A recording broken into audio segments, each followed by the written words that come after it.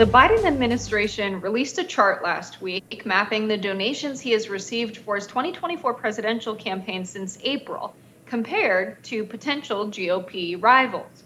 President Joe Biden presented his mark at $72 million, with former President Donald Trump at $35 million, Florida Governor Ron DeSantis at $20.1 million, former South Carolina Governor Nikki Haley at $7.3 million, South Carolina Senator Tim Scott at $6.1 million, entrepreneur Vivek Ramaswamy at $2.3 million, and former New Jersey Governor Chris Christie at $1.7 million. Readers added a note on Twitter saying it omits Republican PAC numbers. For example, Ron DeSantis also raised $20 million for his campaign, and his PAC raised another $130 million. So I agree that this is pretty misleading, Jessica. I saw surrogates for the Biden campaign basically celebrating this on Twitter as proof that he was outraising all of the Republican candidates.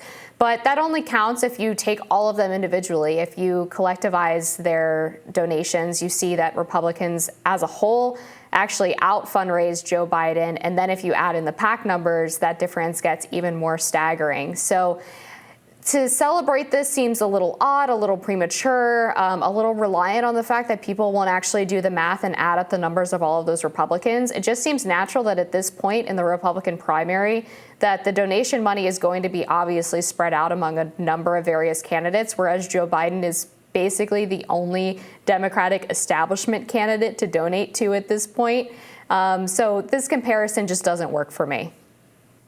For me, it does, because dollars don't vote, people do, and there's a limit to the amount of money an individual can contribute to a presidential campaign. And so this is really representative of the amount of people that support each candidate. There might be some very rich people with a ton of money to throw at presidential campaigns. Does it matter how much money you have in your war chest and how many dollars are available to you thanks to the PACs that like your campaign and are willing to advertise you? Yeah, that does matter.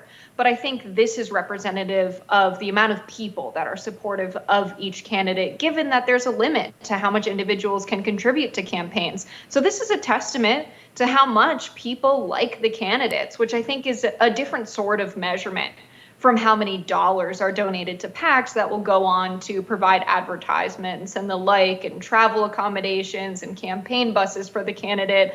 I think this is really a testament to their support among the people. Right, but what I'm saying is that even if you take the PACs out of the equation and add up all of the funds raised by the Republican candidates directly, it's still more than Joe Biden had. We're talking about like individual people supporting the candidates. Yeah, just though. on that chart, if you add all of the bars together of the Republicans and compare it to Joe Biden's number, which they're all clamoring about how it's so great, the Republicans actually outraised them as a collective unit. I think that's unsurprising that a campaign field of 6 candidates would outraise one other candidate. I think that's probably expected. Sure, but like if you're Joe talking Biden about is still a primary, he's not the selected candidate. Sure, but he is assumed to be the Democratic nominee. I mean, obviously, we would want to see the DNC have debates with RFK Jr. and Marianne Williamson. But I'm just saying, for the Biden campaign to say, oh my gosh, look, Biden is outraising all of the Republicans when they're not adding up the individual Republicans into one unit, I think is pretty dishonest, because you basically have to assume that if you have half of the country that's Democrat and half that's Republican, obviously carving out the moderate group in the middle that identifies as independent, then you would expect the fundraising numbers to be about even. And at this point, the Republicans seem to be slightly out fundraising President Joe Biden, which I think is an issue for him. And you have to also assume that whoever the Republican nominee ends up being is going to end up capturing a lot of those donor dollars from those other candidates. Now, maybe people who donate to Chris Christie are not going to turn around and donate to Donald Trump. But I think that for most of the other candidates, they will say that whoever ends up being the nominee, they will end up voting for or potentially donating for. And so at this point, to me, it looks like the Republicans are slightly out fundraising the Democrats. Yeah, I don't really see, Joe Biden as the definite candidate for the Democrats. I think we see poll numbers that are significant for candidates. like RFK Jr. that are comparable to the poll numbers we see for both DeSantis and Ramaswamy for the Republicans. A lot of people have said that, Donald Trump is the likely nominee for the Republican Party, and he comes in at $35 million versus Joe Biden's $72 million. So I don't know. I do see this as a testament that Joe Biden is a popular candidate with a base of people that are more politically involved than, Donald Trump and DeSantis's base. I think they rely a lot on PAC money to get their message out and to reach voters for the election. And Democrats are definitely, more involved with the grassroots fundraising. And I think that's really what this shows. I would like to see what RFK Jr.'s numbers look like. Now that we have the FEC reporting, we can see what kind of money they were pooling in and really compare, how active the donor base is. For the Democratic candidates, Marianne Williamson, RFK Jr., and Joe Biden. But yeah, we also have Cornel West that's going to end up running with the Green Party and the People's Party. I'm sure that he's pooling some money right now that will eventually go to Joe Biden. So we can't say much about what's going to happen afterwards when the landscape changes, but it does seem that Biden is outperforming a lot of the other candidates on the field that are Republicans when it comes to getting those small dollar donors and the individual donors. I would be curious to know how much is pro-Biden and how much is anti-Republican, because the majority of Democrats do say that they would prefer that someone else be the nominee as opposed to President Biden. So I'm not sure how much of this is actually motivated by real support or motivation to vote for Joe. But meanwhile, President Biden did have this to say about the recession or a potential recession during his speech in Philadelphia this week. How many times you read that a recession's coming? Even in Wall Street today said, no, they don't see a recession coming now. And the president also took an ice cream sandwich break after his speech.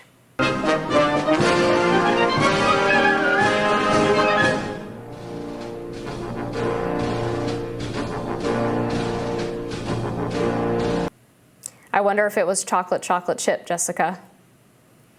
Yeah, it is funny optics to watch the framing of the RNC on Twitter right after that to say, oh, Biden took an ice cream sandwich break.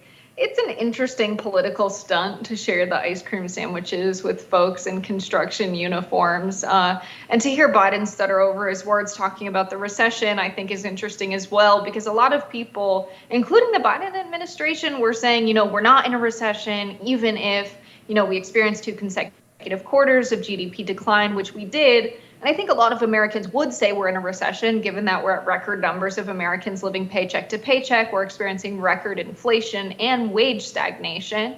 We're having shelters experiencing record numbers of homelessness. And so to me, when workers are not doing well in the country and can't meet their material needs, that signals a recession more so than 2 consecutive quarters of GDP decline. But we did meet that metric. So it's interesting to have Biden stammer over his words and have messaging that doesn't really make sense and contradicts what was coming out of his office just a few months ago.